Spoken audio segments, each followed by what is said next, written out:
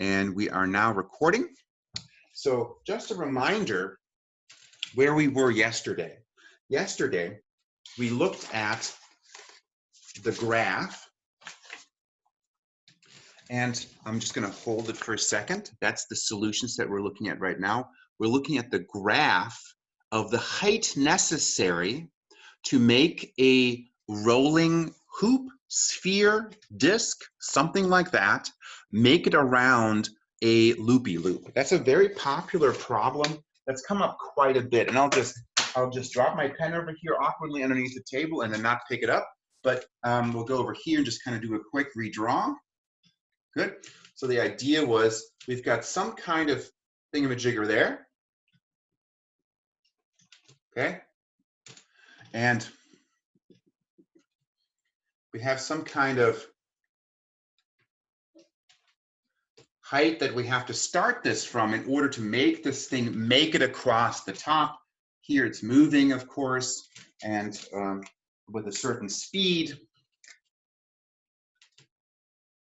There we go. And just a reminder, we said at that point, there's going to be no normal force in order to make this happen. So it's just going to be Fg equals mg, because it says it barely makes it around the top. And they found that the height here depends on, and this is the graph they made. I love this. Sorry, kind of geeked out about it.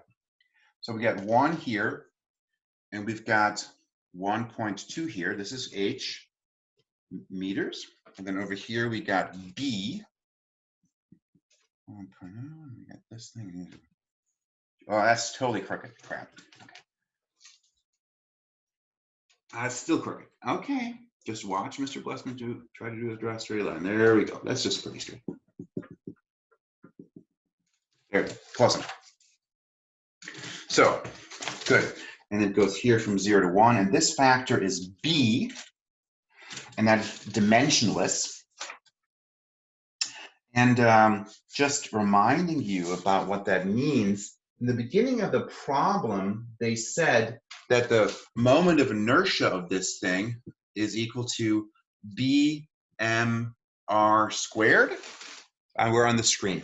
Good. And the reason I like this problem as a possible problem for the AP exam you guys are going to take on Monday is, this ties it back to the first question I asked you on the APC E&M exam that you guys did poorly on, the first question, that I have a feeling there's a decent chance that they will give you a graph and ask you to interpret the slope and a non-zero y-intercept, okay? I feel that makes sense. They love graphs, they like plotting data, they like connection to real world. Plus, on the actual AP exam, they've said they want to have something that's not Googleable, right? So the idea of providing real data from an experiment like this and making this kind of graph, it's going to be hard for you to search that. In the same way that looking for the specific situation with the dielectric sliding between the two capacitor plates on the problem that we used on FRQ1 of the final exam for E&M, that's also not Googleable. If they come up with something like that, and even if you Google it, they can vary, they can tweak the numbers in terms of the voltage they use, the capacitance they use, the dielectric constant, and all that stuff's going to change things. So I think even if you could find it, it's not going to be super helpful. Okay, so yesterday we drew this on the board and saw this, and there's a couple reasons I really like this in terms of kind of trapping students, which obviously we're always looking to do. Yeah, okay, so one of those things that they did here for the graph is that the y-intercept on this graph looks like it's 0. So if you look at this quickly, it looks like a proportional relationship. And that's the first thing to note, is that it's not a 0 y-intercept, okay? That the y-intercept is actually about 1, okay? And the number, so y-intercept is actually about 1 meter. Good. And then the other thing that I really like this here is that if you think about this in terms of what is the location of different devices, the idea that over here, we talked about this yesterday, this would be a hoop. So all mass at R, okay, where, oops, little r, pardon me, little r. So the idea being you have this sphere up here, okay, and this has a radius of little r. Wow, that's really a small drawing. I hope that shows up okay. That's little r, and over here, this is big R. Good. That idea, I like that idea because I just feel like intuitively you might think the hoop goes here when it doesn't. And then, for example, a sphere would be somewhere in the middle. Okay. And then also interesting is that of the examples we have, okay, you wouldn't really ever have this thing. This is a non-physical situation. So if you look at the data that they have there, the data is kind of like there, there, there, there, and there, or something like that, okay? But they don't actually have a physical situation there, okay? Because what does this actually mean? If we actually had, and I'm just gonna ask you this, there's not a question on there. If we actually had a B of 0, okay, what does that physically represent in this case?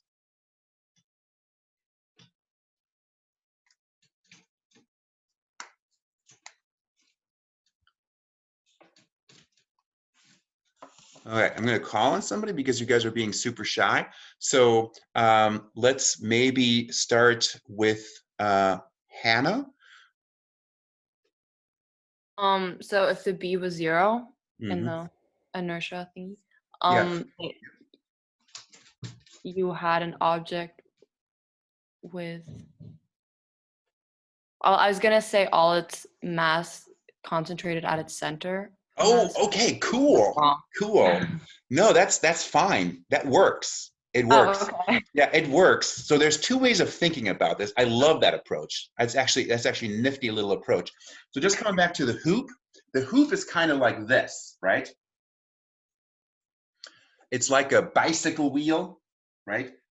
For example, or it could be like a gold ring, right? I don't have one on my hand right now, but the idea there, or it could be like a bicycle wheel where we say, okay, well, let's just imagine the spokes have no mass, right? Kind of compared to the actual wheel. So that's a good thing of thinking about what a hoop is. A hoop is all its mass is concentrated on the edge. And as physicists, we'd of course be happy to say, oh, forget about it. Those spokes, they're really small mass. We're just going to ignore those. Yeah, that makes sense. So this is a good way of thinking about this. And I love your solution actually. Down here, we could think of a wheel that kind of looks like this. Okay, so you have, whoa, that's off the screen, but let's actually not do that. Let's redraw it a little bit higher here. So let's do here. We're going to think of a hoop like this. It does have a radius r, right? But it has, for example, at the center, at a very small mass. Now we're going to go here again with spokes that have low mass. Okay, and we're going to stick something really, really massive at the center, right? Like a lump of gold, right? I don't know, something really, really dense, lead. Yeah, and then the rest is going to be like really light stuff. Okay, like this might be wood, and these spokes are like bicycle spokes. And then we say, oh, the outside mass is basically 0, right? And the inside radius is basically 0 compared to the whole radius of this thing. Cool. And then we can say, all right, that's cool. Then the outside, oh, let's actually use colors. That sounds like so good. Yeah, exciting. Good times. Okay, so here, oh my gosh, we got some major pedagogy going on here. So we've got the red, that doesn't show up at all. That was crap. Okay, I'm gonna get my fingers dirty here. So, ooh, that's a good idea. So the mass is in red. That makes sense? So here, all the mass is concentrated, look like a lead ball or something like that, or something like that. And then over here, what we're going to do is we're going to have all the mass on the edge. That would be a good example of this kind of thing, where the outside is dense and the inside is not dense. Okay, so that's a good way of thinking about that. That would be one way of doing that. Okay, can you guys think of another way? And that's actually the first thought I had, but I like Hannah's thought as well. And how you could make sense of this B being 0. And let's ask Yannis, maybe. Can you make sense of what that would mean, B 0? Well, I thought we just went over that all the mass would be at the center. Sure, that would work. Now, what if I just want to have an even distribution of mass? Can I do that too? Sure. So would it just be like the mass is evenly distributed over the whole circle with it not varying anywhere? Yeah, so I'm just gonna have an object that has, I'm just gonna have a constant density sphere. Point charge. What's that? How can we do that? Can you treat it like a point charge? Yeah, why could we do that? So if that's the case, then that massive sphere that we're now going to have going down this hill is actually not really having a moment of inertia. How is that possible? How could we do that in this case? You guys want a hint? Olive oil. How could we use olive oil to make this happen?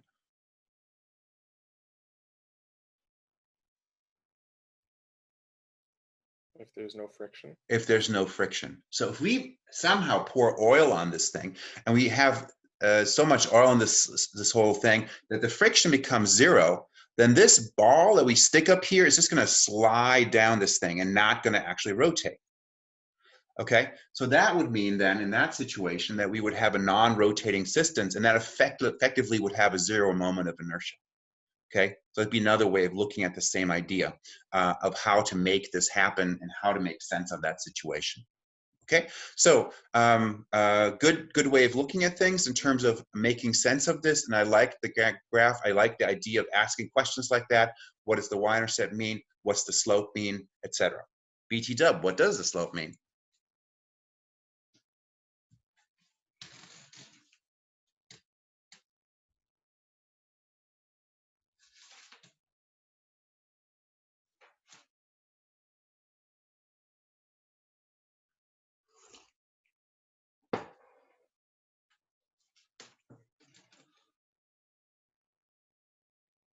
Any ideas?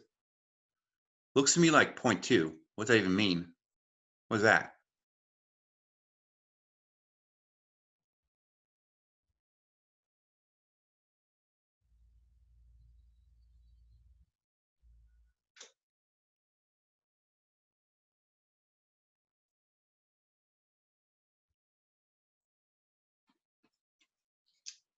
Okay, should I call on somebody? No, I think it's kind of hard. But why is the slope 0.2 meters?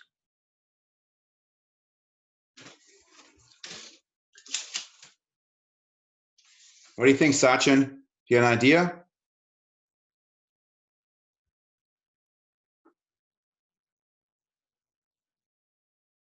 Maybe Sachin's not there. It's okay, but he's logged in. That's cool. Let's see. Who else can we pick on? Rhea, got an idea?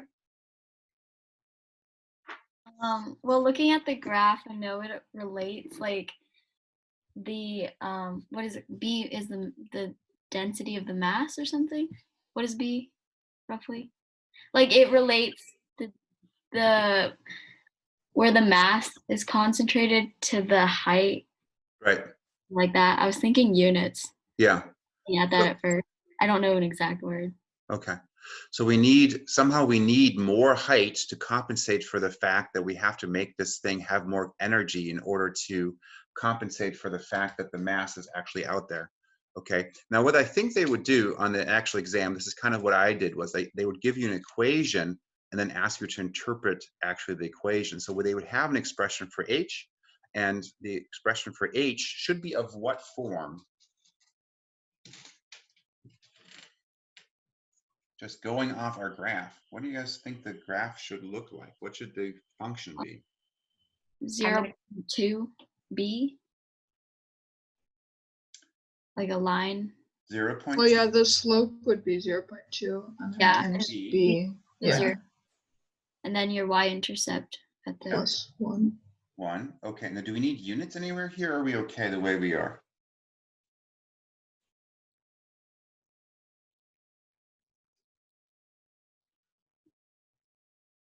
Like if I ask you for the units, is this equation okay this way, or are units missing somewhere?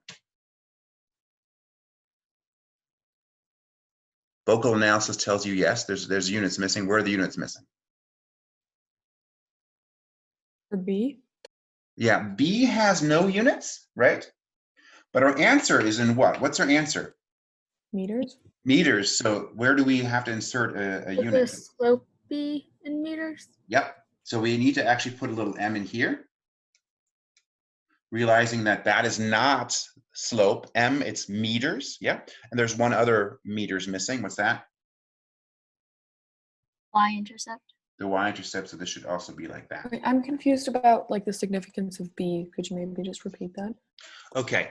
B is an indicator of how big the moment of inertia is. So if you look at the definition of B, so the moment of inertia is always proportional to mr squared, meaning the mass matters, and for a symmetrical distribution, the radius matters as well.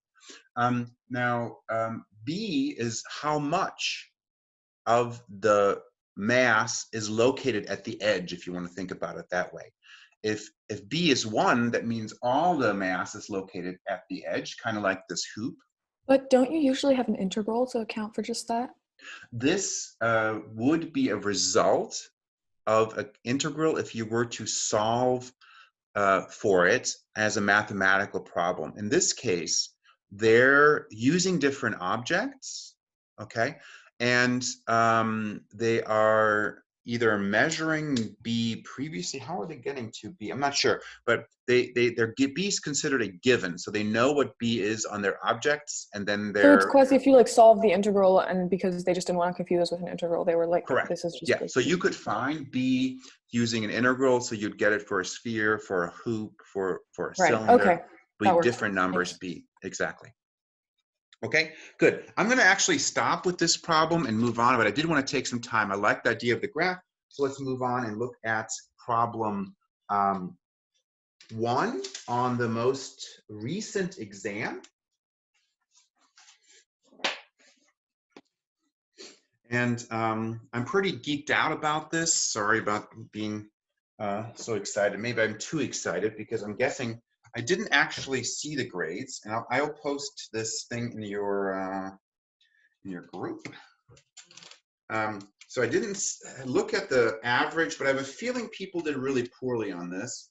Not to discourage you, because but I still think there's some good stuff in here, and I'll show you the problem if you haven't looked at it yet. So the problem they have here is they have a mass falling into some kind of liquid, okay? And then basically descending downwards due to the force of gravity, okay? And accelerating. And they have a graph, and the graph they have shows how the velocity varies. Okay, so they're using some kind of slow-mo software or something like that to kind of track the motion and plots the motion of the ball as a function of time. Okay, that makes sense so far? What's that? Where did you send this? I sent that in the WhatsApp chat today, and I also attached it to the Zoom invitation on Google Classroom. So I just sent it. That was like my oh my gosh, it's not sending. Then it did send. I just sent it like 5 or 10 minutes into class. So let's take a look what the graph looks like. I'm going to just sketch it.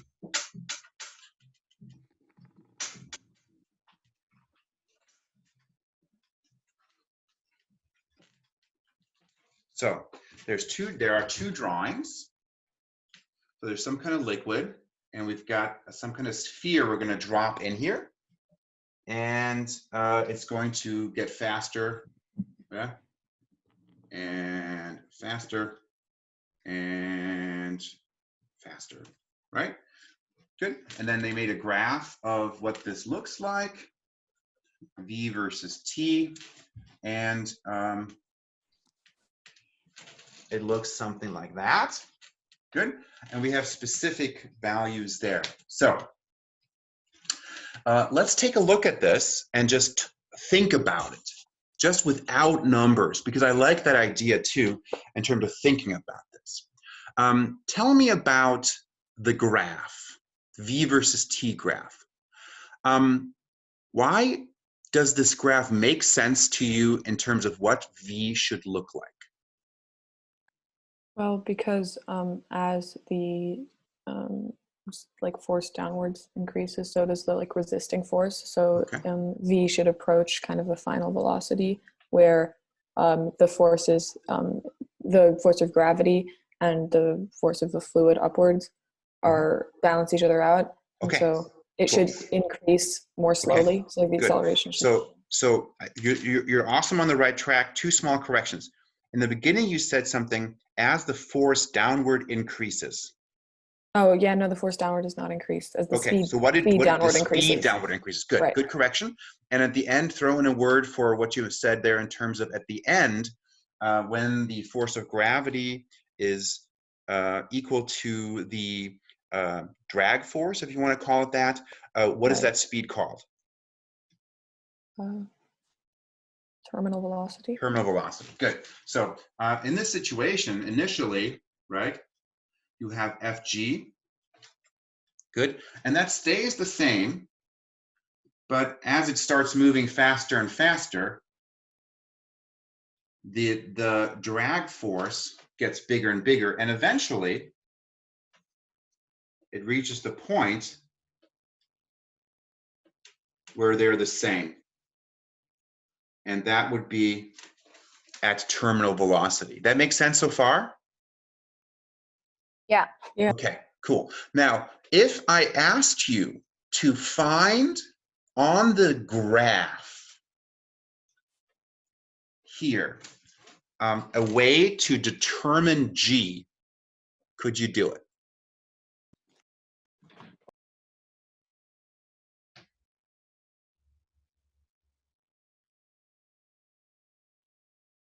Couldn't you like find the acceleration from this and use that to find G? Sure. And now what's true of the acceleration in this process? Is it a constant acceleration or is it changing? Well, the force of gravity is creating constant acceleration, but the drag force is slowing that acceleration. Okay, so the net acceleration for the little sphere gets smaller and smaller as time passes. So you said find the acceleration. Can you be more specific which acceleration you should find to find G? Well, using the graph, you would find the net acceleration, and then you'd have to figure out how to differentiate between the force of gravity and the slowing. Yeah, so we're looking for the acceleration at a specific point. Let me help you out a little bit. Wait, if the force has two components though, right? The drag force and the gravitational force. Yeah. Then if you were to use a differential equation to find the acceleration, So hang on a second. So so let's not actually go to the differential equation right now, but for just a second, let's actually look at the graph, and then we can talk about the differential equation next. I think Claire meant to differentiate between, not to actually do a differential equation. But let's look at the graph first of all and just answer the question. If I wanted to find the acceleration here at this point, how would I do that? Draw a tangent line and find the Tangent slope. line, okay? So you'd be like, okay, we're gonna just draw on a tangent line there. And of course here will be, how will we find it there? Oh shit, you can't even see this at all. This is not good, sorry. Okay, so there we go, that's better. So show about better, yes. And now, well, hey, cool, colors. Green, damn it, Janet, where's the stuff here? Here we go, so green. So here we go.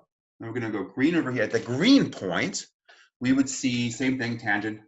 We can see, okay, that's the tangent line here, and make it a little brighter. Okay, that means that the slope is decreasing. So the value here is smaller than here, Okay, and now if we wanted to find G, where would the slope of the tangent line be equal to G according to how we set up the problem? At the very beginning. At the Yeah. very beginning, exactly. Super. So I can't find my black pen for some reason. Maybe I dropped it. But wait, well, this one, here it is. Now that's the Stettler one, which doesn't work quite as well, but good enough. So if we look here,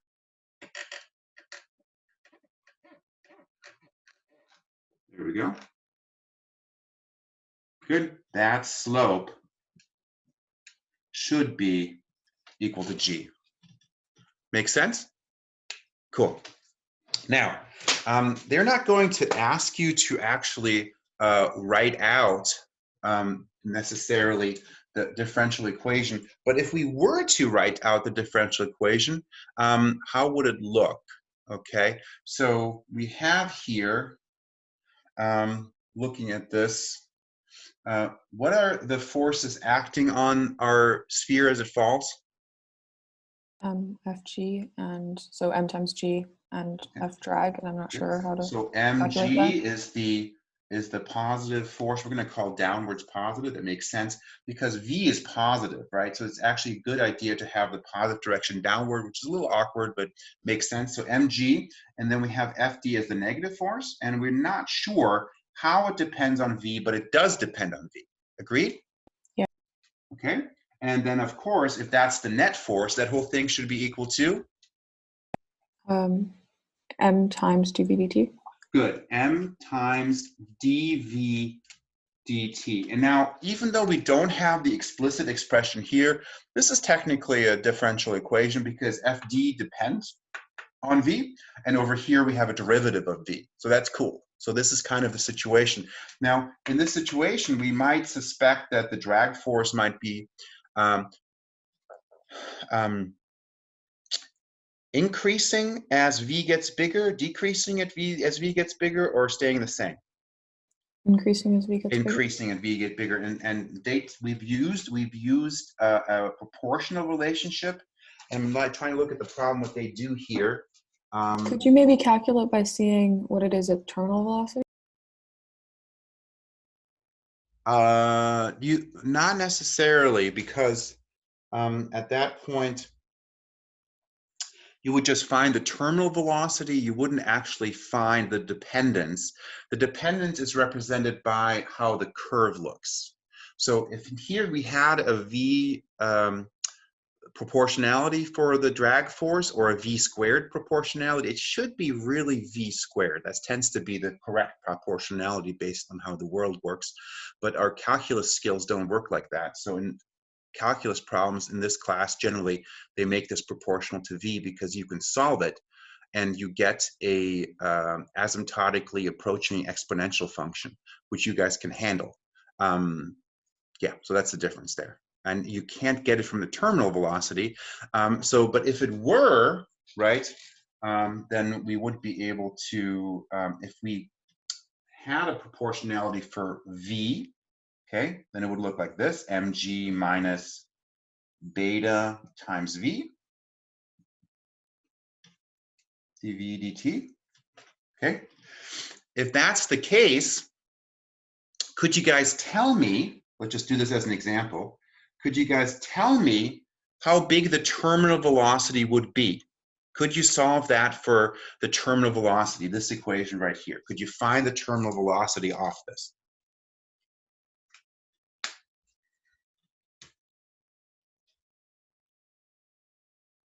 Yes. Okay, Malka, go. Separation of variables. You don't need to do that. We're just looking for the terminal velocity.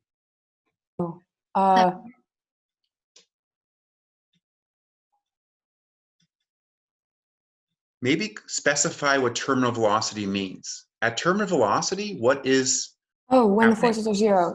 Force is zero. Good. You just set the whole thing equal to zero. Good. So the whole thing would be equal to zero. And that means, of course, this thing becomes that mg is equal to beta v terminal. Okay. And that, of course, would mean that v terminal is equal to mg divided by beta. Okay, so that is askable. right? Because you can type this, it's okay, mg divided by, maybe they would choose, instead of beta, they would choose b or something, and they would just ask you to find the terminal velocity. And they would ask you to explain how you would find g. So the beginning of this problem, we've kind of modified in order to make it work, right? For the AP exam you guys are taking on Monday. So I like this question in certain ways, and we'll look at it a little bit more on Thursday. And I'll be in office hours tomorrow, 12:20 to 1:05. If you want to stop by and ask questions, I am looking forward to seeing you then. Otherwise, Thursday, and I'm going to turn off because we're at the end of the class. Okay, turning off the recording, and it is